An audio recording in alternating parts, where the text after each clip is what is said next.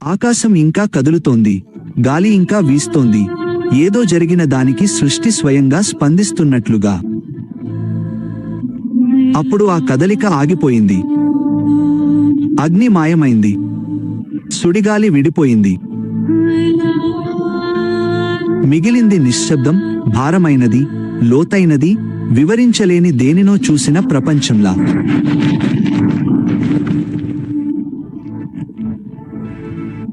ఆ నిశ్శబ్దం మధ్యలో ఎలీషా కదలకుండా నిలబడ్డాడు, ఏదో తిరిగి వస్తుందని ఆకాశం వైపు చూస్తూ.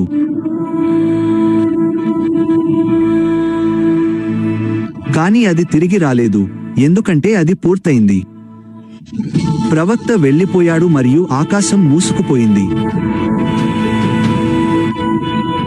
కాని నేలమీద ఏదో ఉంది, సాధారణంగా, ప్రకాశం లేకుండా, అద్భుతమైన ఆకారం లేకుండా, కాని కంటికి కనిపించని దాన్ని కలిగి ఉంది.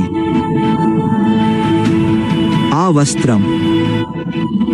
అతడు దానిని ఆతృతతో చూడలేదు, ఆలోచనతో చూశాడు, ఎందుకంటే అది కేవలం ఒక వస్తువు కాదు.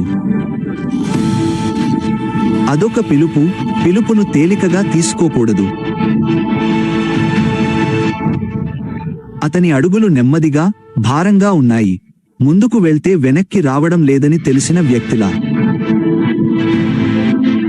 అతడు దగ్గరకు వచ్చి, ఆగి, క్షణం ఏమీ చేయలేదు. అతని చెయ్యి వస్త్రం పైన ఊగుతోంది, కాని తాకలేదు. ఇంకా లేదు, ఎందుకంటే అతనిలో ఏదో జరుగుతోంది, నిశ్శబ్దమైన కాని లోతైనది. ఆ భారం. ఒకప్పుడు మరో వ్యక్తిపై ఉన్న అదే భారం ఇప్పుడు అతని ముందుంది. అతని శ్వాస భారమైంది, అతని హృదయం భారమైంది. అప్పుడు అతడు దానిని తాకాడు. అతని వేళ్లు ఆ వస్త్రం చుట్టూ బిగుసుకున్నాయి. ఆ క్షణంలో ఏదో మారిపోయింది.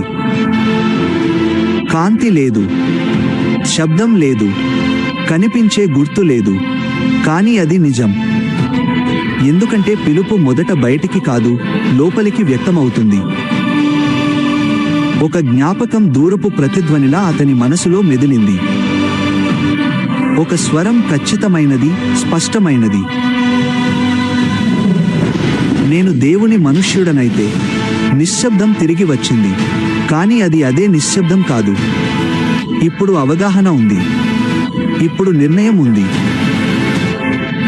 అతడు లేచి, చేతుల్లో వస్త్రంతో, జనం లేకుండా, గుర్తింపు లేకుండా, స్పష్టమైన దిశ లేకుండా నడవడం ప్రారంభించాడు. కేవలం మార్గం మాత్రమే. ఎందుకంటే పిలవబడిన వారికి తాము ఎక్కడికి వెళ్తున్నామో ఎప్పుడూ తెలియదు, కానీ వారు అక్కడ ఉండలేమని వారికి తెలుసు. ఆ తర్వాత అతను వచ్చాడు. జోర్దాన్, అదే నది, అదే ప్రదేశం, కానీ ఇప్పుడు గురువు లేరు. నీరు బలంగా, నిర్లిప్తంగా ప్రవహిస్తోంది, ఏమీ జరగనట్లుగా. ఆకాశం తెరవబడనట్లుగా, అగ్ని పడనట్లుగా, అంతా సాధారణ స్థితికి వచ్చినట్లుగా. కాని అది అలా లేదు, ఎందుకంటే ఏదో మారింది. అది అతనికి తెలుసు. అతను ఆగిపోయాడు. అతని కళ్ళు నీటివైపు, తర్వాత వస్త్రం వైపు, ఆపై అంతరాత్మ వైపు తిరిగాయి. ఎందుకంటే ఆ క్షణం నదికి సంబంధించినది కాదు, అది విశ్వాసానికి సంబంధించినది. అతను వస్త్రాన్ని గట్టిగా పట్టుకుని, శ్వాస తీసుకుని ఇలా అన్నాడు, ఎక్కడ ఉంది ఏలీయా దేవుడు? నిశ్శబ్దం వెంటనే ఆవరించింది. సమాధానం లేదు, సంకేతం లేదు, స్వరం లేదు. కేవలం నీటి శబ్దం మరియు ఆ క్షణం యొక్క తీవ్రత మాత్రమే. ఎందుకంటే విశ్వాసం అంటే సమాధానం వచ్చాక మాట్లాడటం కాదు, అది రాకముందే మాట్లాడటం. అతను వస్త్రాన్ని ఎత్తి నీటిపై కొట్టాడు. ఏమీ జరగలేదు. ప్రవాహం కొనసాగింది. నది అలాగే ఉంది. మరియు ఒక క్షణం పాటు కాలం ఆగిపోయినట్లు అనిపించింది. కానీ అతను వెనక్కి తగ్గలేదు, వెనక్కి చూడలేదు, వదులుకోలేదు.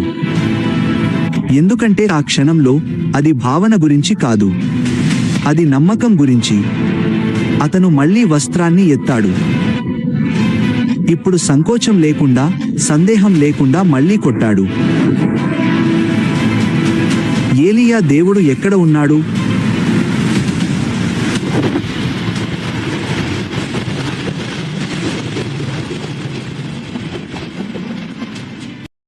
నీరు వణికింది, వెనక్కి తగ్గింది, విడిపోయింది. నెమ్మదిగా కాదు కాని బలంతో. విధేయత చూపుతున్నట్లు, గుర్తిస్తున్నట్లు, మనిషికి కాదు, తనతో ఉన్న దేవుడికి స్పందిస్తున్నట్లు. అసాధ్యమైన దాని మధ్యలో ఒక పొడి మార్గం తెరుచుకుంది. అతను ఆశ్చర్యం లేకుండా, అవగాహనతో చూశాడు, ఎందుకంటే ఆ క్షణంలో అతనికి అర్థమైంది. అది ఆ వస్త్రం కాదు, అది ఎప్పటికీ వస్త్రం కాదు, అది దేవుని ఉనికి. అతను మొదటి అడుగు వేశాడు, మార్గంలోకి ప్రవేశించాడు, ఒంటరిగా దాటడం ప్రారంభించాడు, కానీ నిజానికి ఒంటరిగా కాదు. ఎందుకంటే అగ్నితో సమాధానమిచ్చిన అదే దేవుడు ఇప్పుడు విశ్వసనీయతతో సమాధానమిచ్చాడు. మరియు అతను ముందుకు సాగుతున్నప్పుడు ఒక సత్యం స్థిరపడింది. అగ్ని వెళ్ళిపోయింది, కానీ ఉనికి అలాగే ఉంది, మరియు కథ ముగియలేదు. అది ఇప్పుడే మొదలైంది. మరియు అతను దాటినప్పుడు వేడుక లేదు. ఎదురు చూస్తున్న జనం లేరు. ఏమి మారిందో ఇంకా తెలియని ప్రపంచపు నిశ్శబ్దం మాత్రమే ఉంది. కానీ పరలోకానికి తెలుసు. మరియు అది చాలు. ఎలీషా నగరం నుండి నగరానికి, దారి నుండి దారికి వెళ్ళాడు. ప్రతి అడుగుతో వాస్తవం వెల్లడి కావడం ప్రారంభమైంది.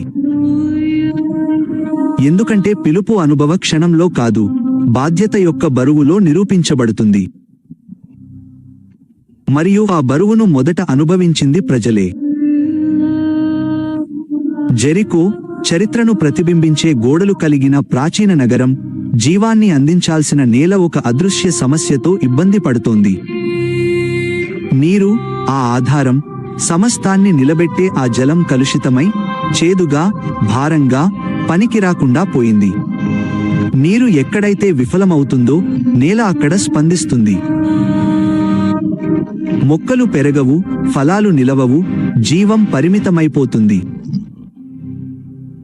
ఆ నగర ప్రజలు గౌరవంతో, కాని అత్యవసరంగా ఆయన దగ్గరకు వచ్చి ఇలా అన్నారు: అయ్యా, నగరం నివాసయోగ్యంగానే ఉంది, కానీ నీరు మాత్రం బాగోలేదు. నేల పంటలను సరిగ్గా పండించడం లేదు.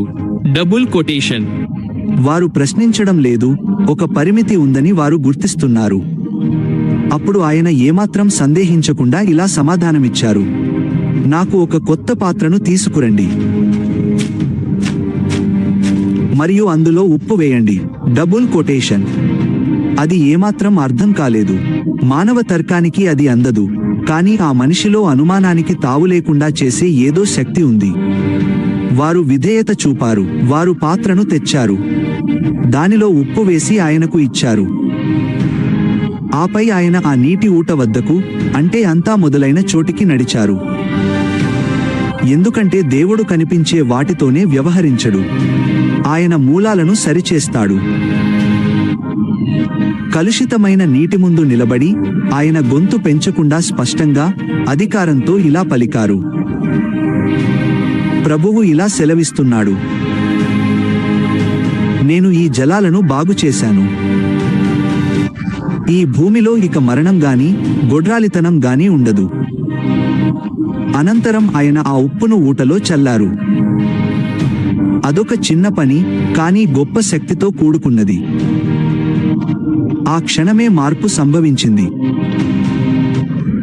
నీరు స్పర్శించబడింది, మార్చబడింది, శుద్ధి చేయబడింది. నేల ప్రతిస్పందించింది. ఎందుకంటే దేవుడు మాట్లాడితే సృష్టి విధేయత చూపుతుంది. కానీ పిలుపు యొక్క భారం కేవలం పునరుద్ధరణలోనే కనిపించదు, అది ఎదుర్కోవడంలో కూడా కనిపిస్తుంది. ఎందుకంటే సత్యం ఉన్న చోట నిరాకరణ కూడా ఉంటుంది.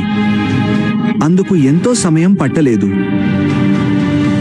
ఆయన నగరాన్ని వదిలి దారిలో పైకి వెళ్తున్నారు, గుర్తింపును కోరుకోకుండా, వెనక్కి చూడకుండా. కానీ అప్పుడు గట్టిగా, వెటకారంగా, అగౌరవంగా వినిపించే మాటలు.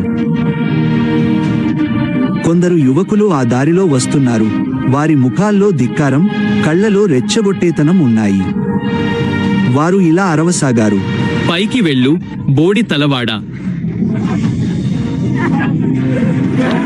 మరొకరు వెళ్ళినట్లుగా నువ్వు కూడా పైకి వెళ్ళు, మరొకరు వెళ్ళినట్లుగా నువ్వు కూడా పైకి వెళ్ళు.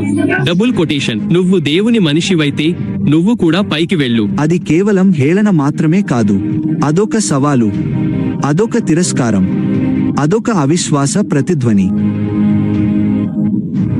ఆయన నెమ్మదిగా ఆగి వెనక్కి తిరిగి వారిని చూశారు, ఆవేశంతో కాదు, స్పృహతో. ఆయన కళ్ళు స్థిరంగా, లోతుగా ఉన్నాయి. అప్పుడు ఆయన మాట్లాడారు, మీరు నన్ను కాదు, నన్ను పంపిన దేవునినే హేళన చేస్తున్నారు.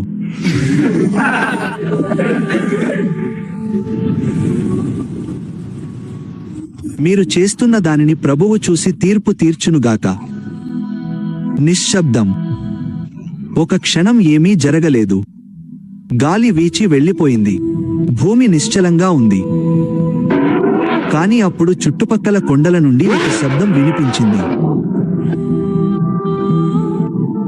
జంతువు వేగంగా వస్తోంది, కొమ్మలు విరుగుతున్నాయి, నేల చీలుతోంది, తీవ్రమైన కదలిక. అప్పుడే అవి కనిపించాయి. 2 ఎలుగుబంట్లు, పెద్ద ఆడ జంతువులు అడవి నుండి వేగంగా దూసుకొచ్చాయి. నల్లని బొచ్చు, భారీ శరీరాలు, కోపంతో ఉన్న కళ్ళు, సూటిగా దాడి. ఏమాత్రం సంకోచం లేకుండా, ఒక సమాధానంలా, ఒక తీర్పులా అవి వేగంగా, నిర్దోషంగా ముందుకు దూకాయి. యువకులు వెనక్కి తగ్గడానికి ప్రయత్నించారు, కానీ అప్పటికే ఆలస్యమైంది. అక్కడ గందరగోళం నెలకొంది. నవ్వుల స్థానంలో కేకలు వినిపించాయి. అవమానం స్థానంలో భయం వచ్చింది. అహంకారం విరిగిపోయింది. ప్రేరేపణగా మొదలైనది పర్యవసానంతో ముగిసింది. మీరు చేస్తున్న దానిని ప్రభువు చూసి తీర్పు తీర్చునుగాక.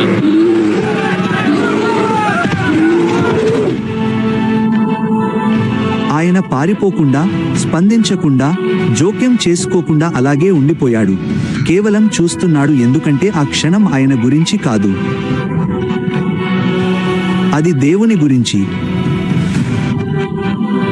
ఆ రోజున ఆ దేశం ముందు, ప్రజల ముందు, విన్న వారందరి ముందు ఒక సత్యం స్థిరపడింది. స్వస్థపరిచే దేవుడే తీర్పు తీర్చే దేవుడు కూడా. మరియు ఆ శాలువను ధరించిన వ్యక్తికి కేవలం కృప మాత్రమే ఉండదు. ఆయనకు అధికారం ఉంటుంది, ఆయనకు బాధ్యత ఉంటుంది, ఆయనకు భారం ఉంటుంది. ఆ క్షణం నుండి ఎవరూ ఆ నామాన్ని తేలికగా తీసుకోలేదు, ఎందుకంటే నిశ్శబ్దం భంగమైంది. మరియు దేవుని స్వరం భూమిపై మళ్లీ ప్రతిధ్వనించడం మొదలైంది. పరలోకం నుండి అగ్నితో కాదు, కానీ స్థిరమైన, తప్పించుకోలేని ఆయన ఉనికితో. మరియు ఆ శాలువ వ్యర్థంగా పడిపోలేదని ప్రపంచం గ్రహించడం ప్రారంభించింది. కాలం గడిచింది. దానితో ఒకప్పుడు విస్మరించబడిన స్వరం కోసం వెతకడం మొదలైంది. ఎందుకంటే మనిషి దేవుడిని ఎదిరించే క్షణాలు ఉంటాయి, కానీ ఆయనను విస్మరించలేని క్షణాలు కూడా ఉంటాయి. ఆ సమయం వచ్చింది. మోయాబు లేచింది. ఒకప్పుడు సేవ చేసిన దేశం ఇప్పుడు తిరుగుబాటు చేసింది. కప్పం చెల్లించడం ఆగిపోయింది. నియంత్రణ తెగిపోయింది. ఇశ్రాయేలు స్పందించాల్సిన సమయం వచ్చింది. ఇశ్రాయేలు రాజైన యెహోరాము లేచి తన వారి ముందు మాట్లాడాడు.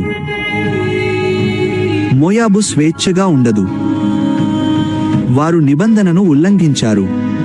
వారు దానికి జవాబు చెప్పాల్సిందే, కానీ తానొక్కడినే వెళ్ళలేనని అతనికి తెలుసు. దూతలు పంపబడ్డారు మరియు యూదా రాజైన యెహోషాపాతు ముందు ప్రతిపాదన ఉంచబడింది. మోయాబుపై దాడికి నాతో వస్తావా? నేను వస్తాను. నీవు ఎలాగో నేను అలా, నీ ప్రజలు ఎలాగో నా ప్రజలు అలా. కానీ మనం అడగాలి, ఏ మార్గంలో వెళ్దాం? ఏదోము ఎడారి గుండా. వ్యూహాత్మకమైన నిర్ణయం, కానీ ప్రమాదకరం. ఏదోము కూడా ఇందులో భాగమైంది. 3 రాజులు, 3 సైన్యాలు, ఒకే నిర్ణయం. అప్పుడు వారు బయలుదేరారు. వారు కదిలారు, సైనికులు, గుర్రాలు, రథాలు. కాని ఎడారి మనుషులతో రాజీ పడదు. 7 రోజులు ఆధారం లేదు, నీళ్లు లేవు, విశ్రాంతి లేదు. ఎండ మండిపోతోంది, నేల వేడిని ప్రతిబింబిస్తోంది. జంతువులు పడిపోసాగాయి, మనుషులు బలహీనపడ్డారు. ముందుకు సాగాల్సింది అలసటగా మారింది. ఒక సైనికుడు అన్నాడు, మనం యుద్ధానికి వెళ్ళలేము. దాహం మనల్ని చంపకపోతే మోయాబీయులు చంపుతారు. Double quotation.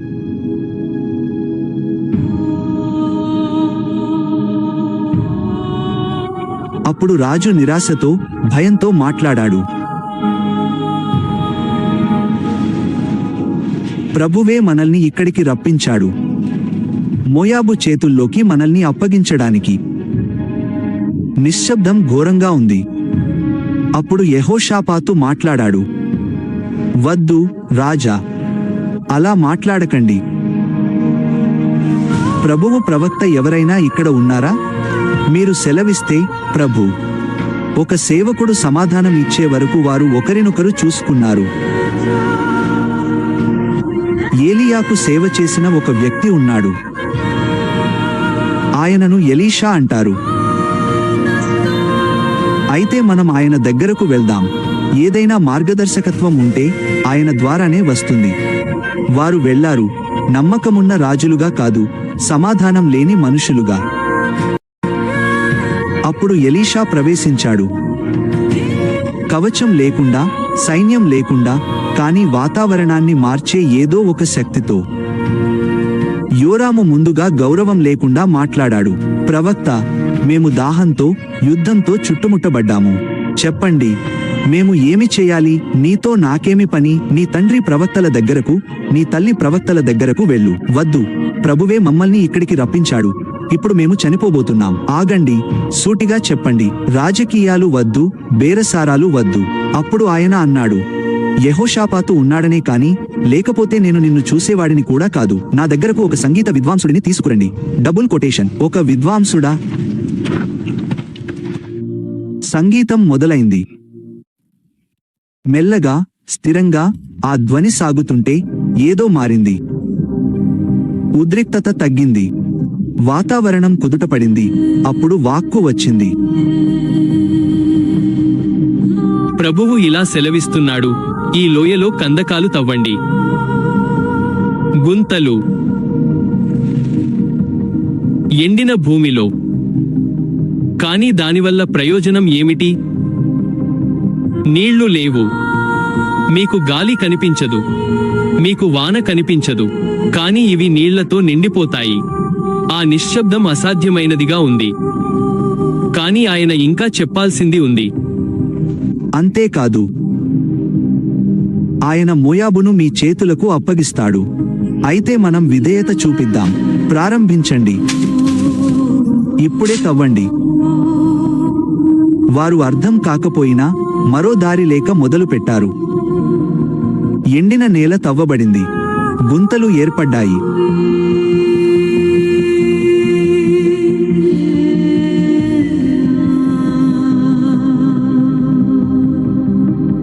రాత్రంతా గంటల తరబడి.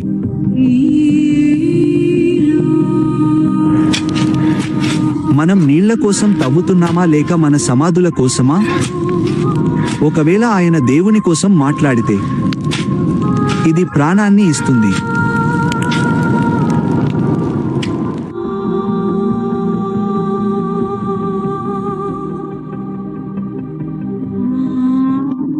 రాత్రి గడిచింది. నిశ్శబ్దం ఆవరించింది. అప్పుడు ఉదయం వచ్చింది. గాలి లేదు, మబ్బులు లేవు, ఆనవాళ్లు లేవు. నీటి జాడ లేదు. నాకు నీళ్లు కనిపిస్తున్నాయి.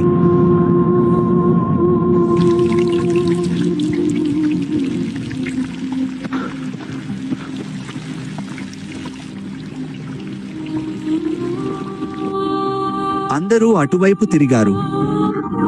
దిగంతంలో ఒక ప్రవాహం కనిపించింది. అది ఎక్కడి నుండి వస్తుందో తెలియకుండానే వేగంగా ప్రవహిస్తూ లోయ నిండే వరకు కందకాలను నింపేసింది. అది సరిపోయేంతగా మారింది. ఇది సాధ్యం కాదు. దేవునికి సాధ్యం కానిది ఏదీ లేదు. దేవుడు ఆజ్ఞాపిస్తే భూమి స్పందిస్తుంది. కానీ అటువైపు మోయాబీయులు గమనిస్తున్నారు. ఉదయపు సూర్యకాంతి నీటిపై పడటంతో ఉపరితలం రక్తపు రంగులో ఎర్రగా కనిపించింది. చూడు, రాజులు ఒకరిపై ఒకరు దాడి చేసుకున్నారు. అది వారిదే.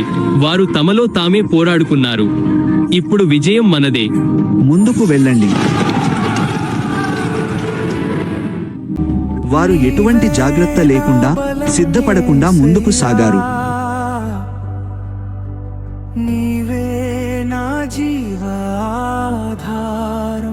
కానీ వారు అక్కడికి చేరుకోగానే ఇశ్రాయేలు పైకి లేచింది. వద్దు,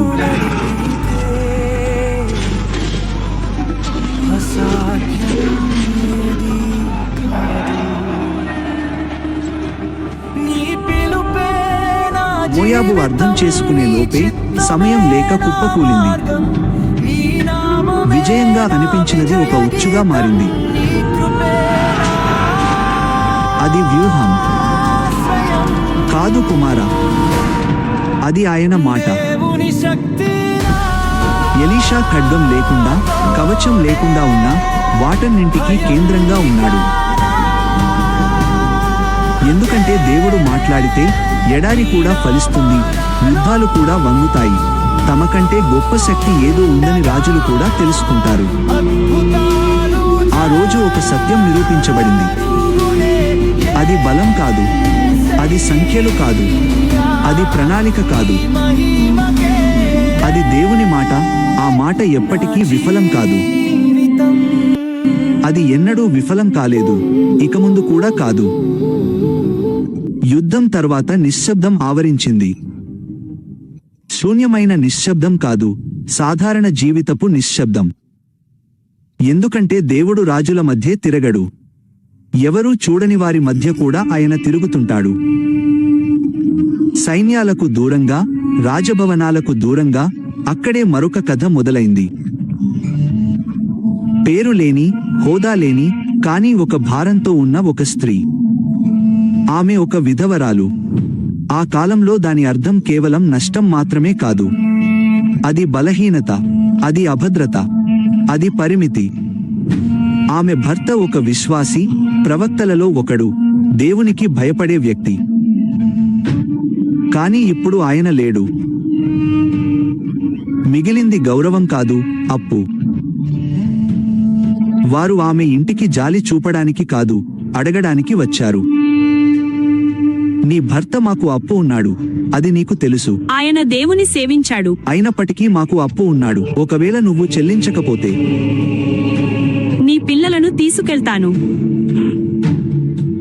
భారమైన నిశ్శబ్దం, తుది నిర్ణయం. ఎందుకంటే ఆ వ్యవస్థలో అప్పు ప్రాణంతోనే తీర్చాలి. వారు హెచ్చరించడం లేదు, వారు కేవలం తెలియజేస్తున్నారు. వారు వెళ్ళిపోయారు, వెనుక నిరాశను వదిలి వెళ్లారు.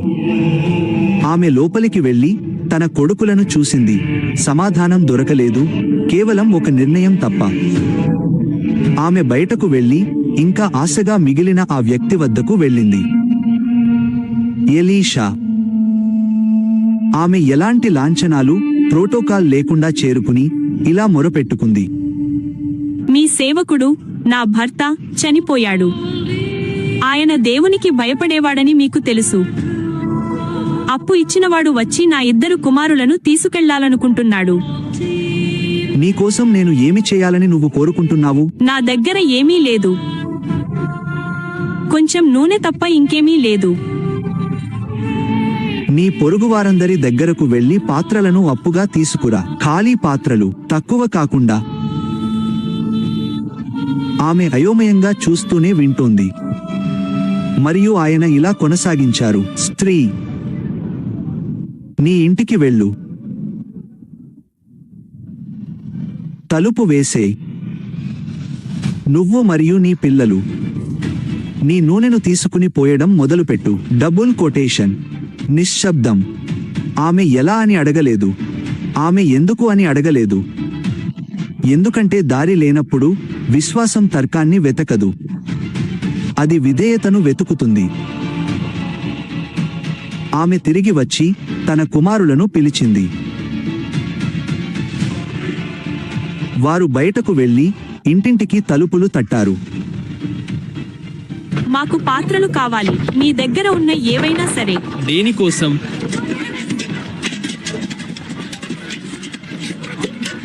ఇంకా కావాలి, ఇంకా తీసుకురండి. వారు 1, 2, 10 మట్టి పాత్రలను తీసుకురావడం ప్రారంభించారు. సాధారణ పాత్రలు, ఖాళీ పాత్రలు. అప్పుడు ఆ ఇల్లు సంపదతో కాకుండా అవకాశంతో నిండిపోయింది. ఆయన చెప్పినట్లే ఆమె తలుపు వేసేసింది. ప్రపంచం బయటే ఉండిపోయింది. ఆమె కుమారులు మరియు మిగిలినవి మాత్రమే. ఒక చిన్న నూనె కుండ. ఆమె చూసి ఊపిరి పీల్చుకుని ఇలా అంది, నాకు ఒక పాత్రను ఇవ్వు.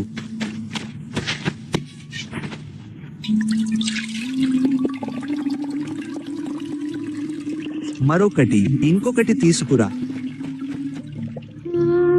ఆమె కొనసాగించింది. మరొక పాత్ర, మరొకటి. కుమారులు పరిగెత్తారు. వారు వాటిని ఆమెకు అందించారు. ఆమె పోసింది. ఆగకుండా, అర్థం చేసుకోకుండా, కానీ చూస్తూ. ఎందుకంటే అద్భుతం పెద్దగా మొదలవ్వలేదు. అది నిరంతరంగా మొదలైంది. ఇక్కడ 1, అక్కడ 1, ఇక పాత్రలు లేవు.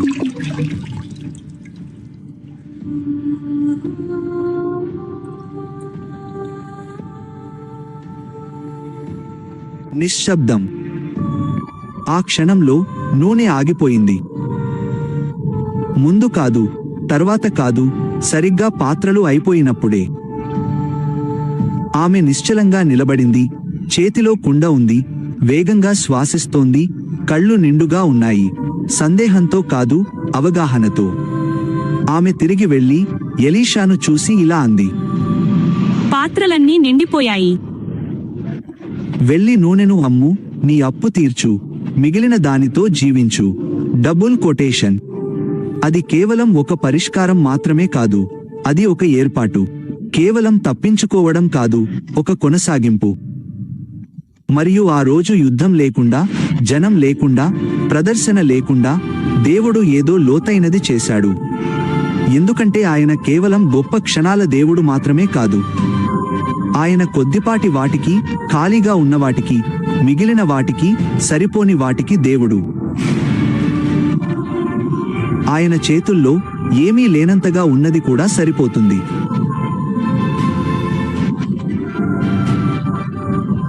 ఒకప్పుడు భయాన్ని మోసిన ఆ ఇల్లు ఇప్పుడు సాక్ష్యాన్ని మోసింది. ఎందుకంటే దేవుడు ప్రవేశించినప్పుడు పరిమితి అంతం కాకుండా ఆరంభం అవుతుంది.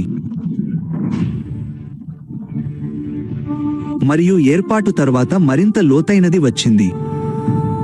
లోపం కాదు, కానీ నష్టం. శూన్యములో ఒక స్త్రీ ఉండేది. ఆమె చాలా శ్రద్ధగలది, తెలివైనది.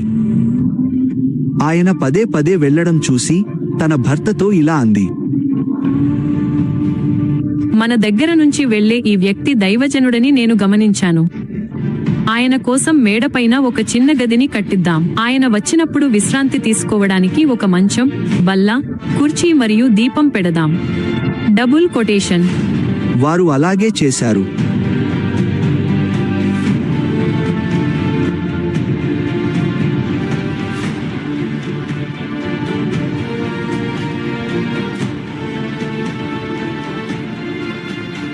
ఒకరోజు ఎలీషా ఆ గదిలోకి వచ్చాడు. అది చూసి గ్రహించి తన సేవకుడిని ఇలా అడిగాడు, గేహజీ, ఈమె ఎవరు? ఈమెకు కుమారుడు లేడు. ఆమె భర్త ముసలివాడు. ఆమెను పిలువు. Double quotation. ఆమె వచ్చి ద్వారం దగ్గర నిలబడింది. ఏమీ అడగలేదు, ఏమీ ఆశించలేదు. అప్పుడు ఆయన మాట్లాడాడు, వచ్చే ఏడాది ఇదే సమయానికి నీకు ఒక కుమారుడు పుడతాడు. వద్దు, నా ప్రభు, దైవజనుడా, నీ దాసురాలిని అబద్ధం చెప్పి మోసం చేయకు. కాని ఆ మాట అప్పటికే సెలవివ్వబడింది. సమయం దానిని నెరవేర్చింది. ఆమె గర్భవతి అయి ఒక కుమారుని కన్నది. ఆ బాలుడు పెరిగి పొలాల్లో పరిగెడుతూ తన తండ్రిని, తల్లిని పిలిచేవాడు. ఒకరోజు పొలంలో ఎండలో ఉన్నప్పుడు తల పట్టుకుని నొప్పి అన్నాడు. నొప్పి చాలా తీవ్రంగా ఉంది. తండ్రి తన సేవకుడితో పిల్లాడిని తల్లి దగ్గరికి తీసుకెళ్లమని చెప్పాడు. పిల్లాడిని తీసుకెళ్లారు. మధ్యాహ్నం వరకు ఆమె ఒడిలో ఉన్నాడు. తర్వాత ప్రాణం పోయింది. అతని శరీరం బరువెక్కింది. స్పందన లేదు, ఊపిరి లేదు, ప్రాణం లేదు. ఆ సమయంలో ఆమె అరవలేదు. ఆమె లేచింది. ఆమె పైకి గదిలోకి, ప్రవక్త గదిలోకి వెళ్ళింది. ఆమె బాలుడిని మంచం మీద, ఆయన మంచం మీద పడుకోబెట్టింది. తలుపు వేసి నిశ్చయంతో బయలుదేరింది. ఆమె తన భర్తను పిలిచి ఇలా అంది, దయచేసి నాకు ఒక సేవకుడిని మరియు ఒక గాడిదను పంపండి. నేను వెళ్లి దైవజనుడిని కలవాలి. Double quotation. ఈ రోజు ఎందుకు వెళ్తున్నావు? ఇది అమావాస్య కాదు, విశ్రాంతి దినం కూడా కాదు. చింతించకు, అంతా క్షేమమే. Double quotation. భర్త ఆమె అడిగిన సేవకుడిని, గాడిదను ఇచ్చాడు. పశువును నడిపించు, వేగంగా వెళ్ళు, నేను చెప్పే వరకు వేగం తగ్గించకు.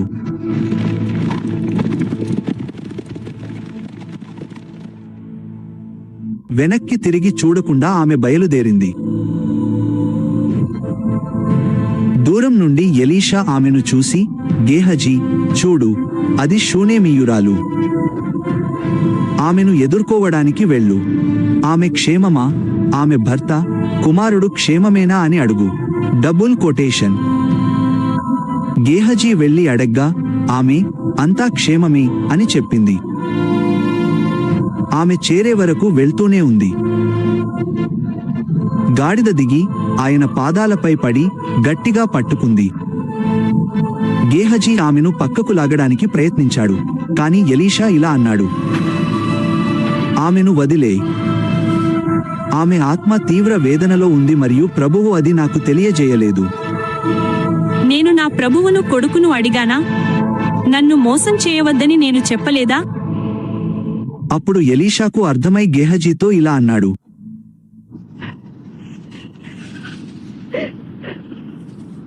నీ నడుము కట్టుకో, నా చేతికర్రను తీసుకుని వెళ్ళు. ఎవరైనా కనిపిస్తే వారిని పలకరించవద్దు. ఒకవేళ ఎవరైనా నిన్ను పలకరిస్తే సమాధానం చెప్పకు. త్వరగా వెళ్ళు, నా కర్రను ఆ బాలుని ముఖంపై ఉంచు. Double quotation. గేహజీ బయలుదేరాడు. కాని ఆ స్త్రీ ఇలా అంది, ప్రభువు జీవము తోడు, నీ ప్రాణము తోడు, నేను నిన్ను వదిలి వెళ్ళను. Double quotation. అప్పుడు ఎలీషా ఆమెతో వెళ్ళాడు. గేహజీ ముందుగా చేరుకుని ఇంట్లోకి వెళ్లి గదికి వెళ్ళాడు. ఆ బాలుడు కదలకుండా పడి ఉండటం చూశాడు. అతను కర్రను బాలుని ముఖంపై ఉంచి వేచి ఉన్నాడు. నిశ్శబ్దం. ఏమీ జరగలేదు. ఎటువంటి శబ్దం లేదు, కదలిక లేదు. అతను తిరిగి వచ్చి ఎలీషాను కలిసి ఇలా చెప్పాడు,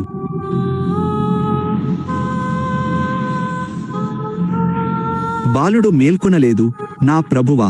డబుల్ కొటేషన్. ఎలీషా లోపలికి వెళ్లి గదికి వెళ్ళాడు. అక్కడ ఆ బాలుడు ప్రాణం లేకుండా మంచంపై ఉన్నాడు. అతను తలుపు వేసి ఒంటరిగా ఉండి ప్రార్థించాడు.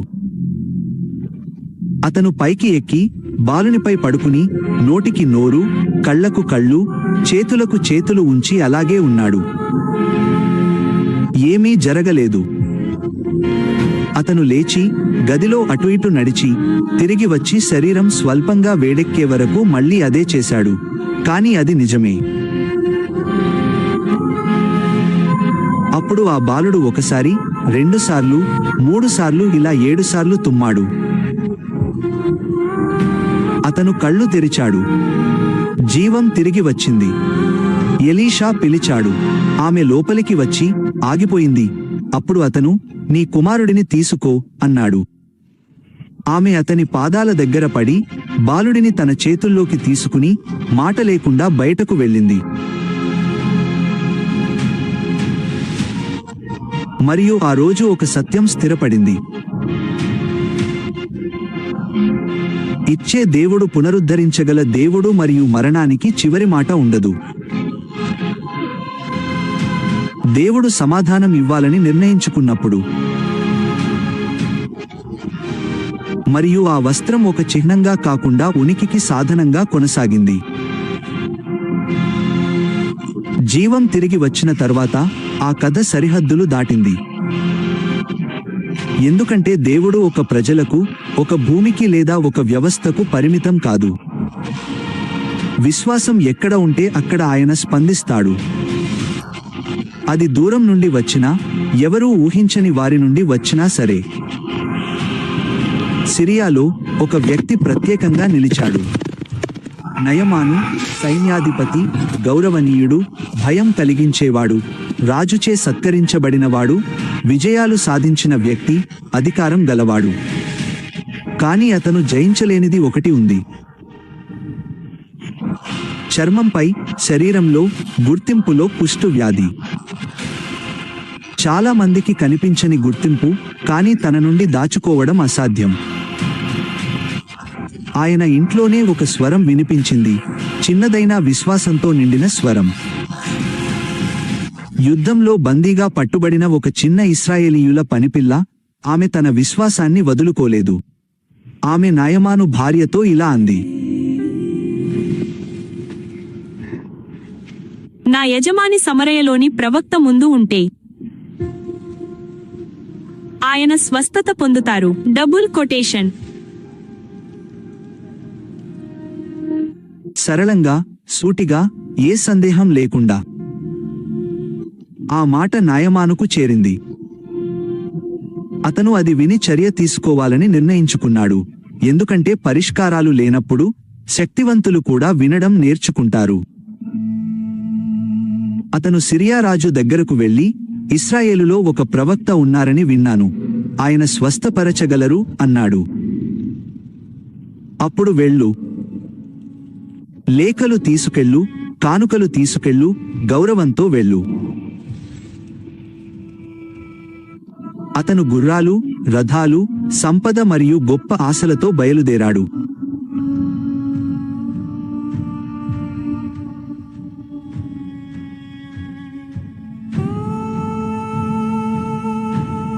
అతను ఇశ్రాయేలు రాజు దగ్గరకు చేరుకుని ఆ లేఖను అందజేశాడు. అందులో ఇలా ఉంది, ఈ వ్యక్తిని స్వస్థపరచు. మరియు నా దేవుడు చంపడానికి మరియు జీవాన్ని ఇవ్వడానికి అతను ఎందుకు ఈ వ్యక్తిని నా దగ్గరకు పంపాడు? అతను నాకు వ్యతిరేకంగా కారణం వెతుకుతున్నాడు. కాని ఈ వార్త ఎలీషాకు చేరింది. అతను ఒక సందేశం పంపాడు. ఈ సందేశాన్ని రాజుకు తీసుకెళ్ళు. నీ వస్త్రాలను ఎందుకు చింపుకున్నావు? అతన్ని నా దగ్గరకు రానివ్వు. అప్పుడు ఇశ్రాయేలులో ఒక ప్రవక్త ఉన్నాడని అతను తెలుసుకుంటాడు. కాబట్టి నాయమాను తన అనుచరులతో, తన హోదాతో, తన ఆశలతో వెళ్ళాడు. అతను ఇంటి తలుపు వద్ద ఆగిపోయాడు. బహుశా స్వాగతం కోసం, ఒక గొప్ప చర్య కోసం, తక్షణ అద్భుతం కోసం ఎదురు చూస్తున్నాడు. కాని ఎలీషా బయటకు రాలేదు. అతను ఒక దూతను పంపాడు. ఆ సందేశం చాలా సరళంగా ఉంది. ఇది ఎలీషా సందేశం. వెళ్ళి యోర్దానులో 7 సార్లు స్నానం చెయ్యి, నీ శరీరం బాగుపడుతుంది. నిశ్శబ్దం. ఒక నది పేరు, ఒక సంఖ్య, అంతకు మించి ఏమీ లేదు. నాయమాను ఆగ్రహంతో స్పందించాడు. అతను బయటకు వస్తాడని, యెహోవా నామాన్ని పిలుస్తాడని, ఆ చోట తన చేయి ఉంచి నన్ను స్వస్థపరుస్తాడని నేను అనుకున్నాను. దమస్కు నదులు ఇశ్రాయేలు నదులన్నింటికంటే మెరుగైనవి కావా? వాటిలో స్నానం చేసి నేను శుద్ధి కాలేనా? అతను వెనుతిరగడం ప్రారంభించాడు, ఎందుకంటే గర్వం సరళమైన మార్గాలను అంగీకరించదు. కాని అతని సేవకులు జ్ఞానంతో అతన్ని సమీపించి ఇలా అన్నారు, అయ్యా, ప్రవక్త ఏదైనా కష్టమైన పని అడిగితే మీరు చెయ్యరా? స్నానం చెయ్యి, నువ్వు శుద్ధి అవుతావు అని చెప్పినప్పుడు ఇంకా ఎంత ఎక్కువగా చేయాలి? Double quotation. ఉద్రిక్తత తగ్గింది. గర్వం తగ్గడం ప్రారంభమైంది. అప్పుడు అతను నిర్ణయించుకుని యోర్దాను నదికి వెళ్ళాడు. అతను నీళ్ల వైపు చూశాడు. సరళమైనవి, సాధారణమైనవి, ప్రత్యేకత ఏమీ లేదు. కానీ అది నీటి గురించి కాదు, అది విధేయత గురించి. అతను లోపలికి అడుగు పెట్టాడు. అతను మునిగాడు.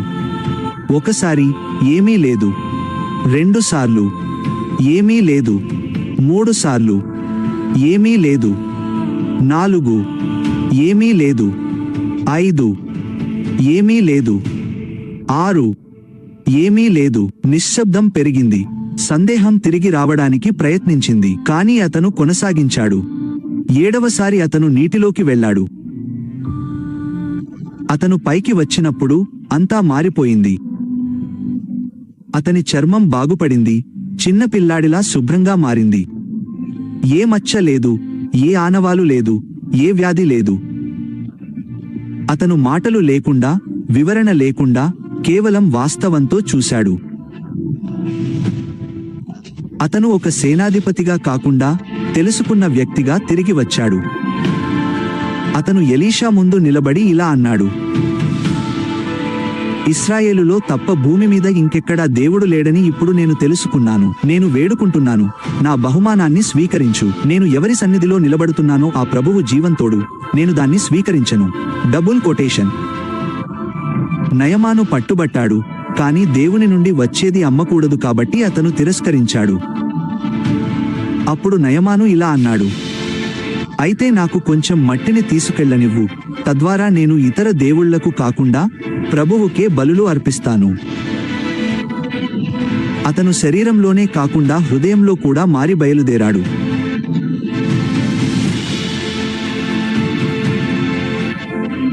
కానీ కథ అక్కడ ముగియలేదు, ఎందుకంటే అద్భుతం ఉన్న చోట అవినీతి కూడా ఉండవచ్చు. గెహజీ చూశాడు. అతను ఆ సంపదను చూశాడు.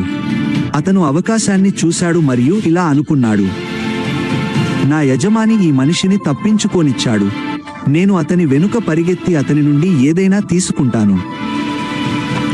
అతను వెళ్ళాడు. అతను పరిగెత్తాడు. అతను నయమానును పట్టుకుని ఇలా అన్నాడు, నా యజమాని నన్ను పంపారు. 2 యువకులు వచ్చారు. వారికి వెండి మరియు దుస్తులు కావాలి. అన్నీ తీసుకో. Double quotation. అతను అడిగిన దానికంటే ఎక్కువ ఇచ్చాడు. గెహజీ తిరిగి వచ్చాడు. దాన్ని దాచేశాడు. ఎవరూ చూడనట్లు దాన్ని భద్రపరిచాడు. కానీ దేవుడు చూస్తాడు. ఎలీషా అతన్ని పిలిచాడు. గెహజీ, నువ్వు ఎక్కడి నుండి వస్తున్నావు? నీ దాసుడు ఎక్కడికి వెళ్ళలేదు. ప్రభు, నీవు వెళ్ళినప్పుడు నా ఆత్మ నీతో రాలేదా? ఆ వ్యక్తి నిన్ను కలవడానికి తన రథం నుండి ఎప్పుడు దిగాడు? వెండి, దుస్తులు, సంపదలు తీసుకోవడానికి ఇదే సమయమా? నయమాను కుష్ఠువ్యాధి నీకు, నీ సంతతికి ఎప్పటికీ అంటుకుంటుంది. ఆ క్షణంలో ఒకరి నుండి వెళ్ళిపోయింది మరొకరికి అంటుకుంది. నయమాను కుష్ఠువ్యాధి నీకు, నీ సంతతికి ఎప్పటికీ అంటుకుంటుంది.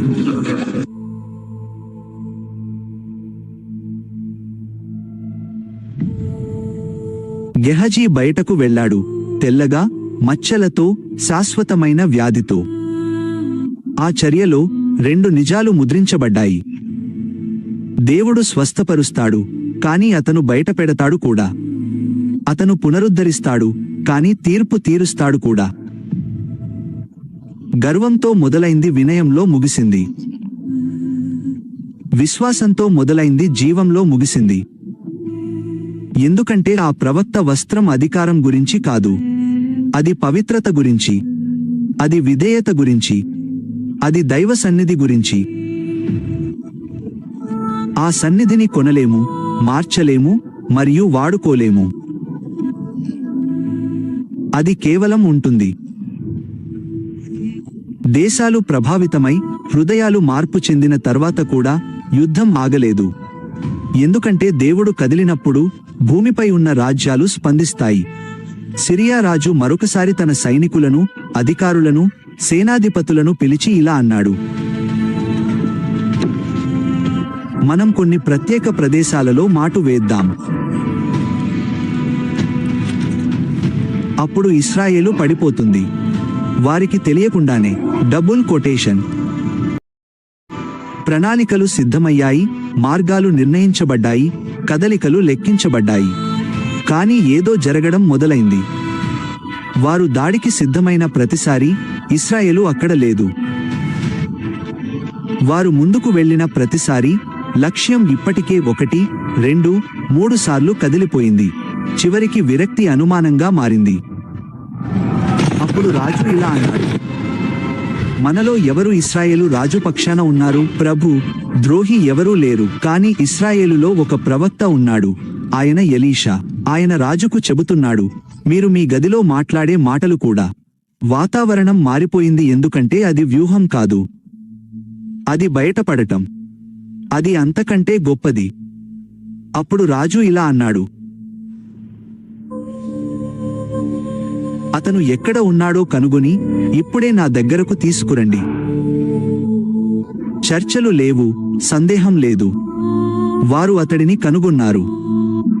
దోతాను సైనిక ప్రాముఖ్యత లేని ఒక చిన్న నగరం, కానీ ఇప్పుడు అదృశ్యమైన ఒక శక్తికి కేంద్రంగా ఉంది. రాత్రి సమయంలో సిరియన్ సైన్యం నిశ్శబ్దంగా, క్రమపద్ధతిలో కదిలింది. వారు నగరాన్ని చుట్టుముట్టారు. గుర్రాలు స్థిరపడ్డాయి, రథాలు వరుసలో ఉన్నాయి. సైనికులు సిద్ధంగా ఉన్నారు. తప్పించుకునే మార్గం లేదు. తెల్లవారుజామున ఎలీషా సేవకుడు లేచి బయటకు వచ్చి చూశాడు. అతను చూసిన దృశ్యం అతని శ్వాసను ఆపివేసింది. దిగంతం మూసుకుపోయింది. నగరం మొత్తం బలగాలతో చుట్టుముట్టబడింది. తప్పించుకునే మార్గం లేదు. అతను పరుగున లోపలికి వచ్చి ఆయాసపడుతూ, భయంతో నిండిన కళ్ళతో, ప్రభూ, మనం చుట్టుముట్టబడ్డాము. బయటపడే మార్గం లేదు. మనం ఏమి చేస్తాము? డబుల్ కొటేషన్ అన్నాడు. నిశ్శబ్దం. ఎలీషా ఆందోళనతో లేవలేదు. అతను ముప్పులో ఉన్న వ్యక్తిలా స్పందించలేదు. వారు చాలా మంది ఉన్నారు. వారు ప్రతిచోటా ఉన్నారు. భయపడవద్దు. భయపడకూడదా? నేను ఎలా భయపడకుండా ఉండగలను? ఎందుకంటే వారితో ఉన్నవారి కంటే మనతో ఉన్నవారు ఎక్కువ మంది. సేవకుడు అయోమయంతో చుట్టూ చూశాడు. ఏమీ మారలేదు. ఇప్పటికీ వారు ఇద్దరే ఉన్నారు. శత్రు సైన్యం కనిపిస్తోంది, నిజమైనది. ముప్పు అలాగే ఉంది. ఏమీ మారలేదు. ఇప్పటికీ మనం మరియు వారు మాత్రమే ఉన్నారు. ప్రభు, ఇతని కన్నులు తెరువు.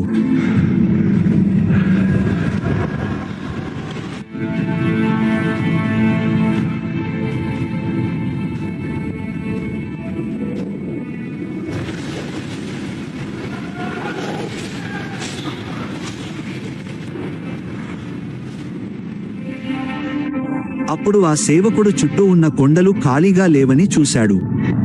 అవి ఎప్పుడూ ఖాళీగా లేవు. అవి నిండుగా ఉన్నాయి. ఒక సైన్యం, కానీ మనుషుల సైన్యం లాంటిది కాదు. మరింత గొప్పది, మరింత విస్తారమైనది, మరింత వాస్తవమైనది. అగ్నిమయమైన గుర్రాలు, జ్వలించే మంటలు వారిని చుట్టుముట్టి శక్తితో, అధికారంతో కదులుతున్నాయి. వారి మధ్యన దేవదూతలు, యోధులు, అపారమైన, స్థిరమైన, నిప్పు కణికల వంటి కన్నులతో, గాలిని సైతం భారంగా మార్చే ఉనికితో ఉన్నారు. సజీవమైన కాంతి వంటి ఖడ్గాలతో సిద్ధంగా, స్థానంలో అమర్చబడి, కేవలం ఒక ఆజ్ఞ కోసం వేచి చూస్తున్నట్లు ఉన్నాయి. ఆ సేవకుడు మాట్లాడలేకపోయాడు. అతడు కేవలం చూస్తూ, గ్రహిస్తూ, అర్థం చేసుకుంటున్నాడు.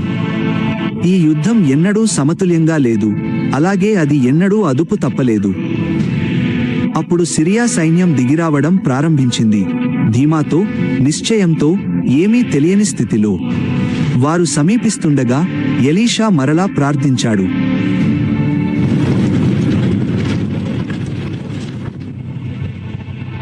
ప్రభు, ఈ ప్రజలను అంధత్వంతో కొట్టండి. నాకు ఏమీ కనిపించడం లేదు. ఏం జరుగుతోంది? అందరూ కలిసి ఉండండి. నన్ను అనుసరించండి. Praise the lord. నేను Maddiraju. Jesus Christ Telugu channel ద్వారా Bible stories, Christian movies and God's message మీ ముందుకు తీసుకొస్తున్నాను. మీ సపోర్ట్ మాకు చాలా విలువైనది. కాబట్టి జీసస్ క్రైస్ట్ తెలుగు ఛానల్ని సబ్స్క్రైబ్. ఈ మూవీని మీ ఫ్రెండ్స్ అండ్ ఫ్యామిలీతో షేర్ చేయండి. నేను మడ్డిరాజు. ఇంకా ఇలాంటి ఇన్స్పైరింగ్ క్రిస్టియన్ కాంటెంట్తో మళ్ళీ కలుద్దాం. God bless you. Praise the lord.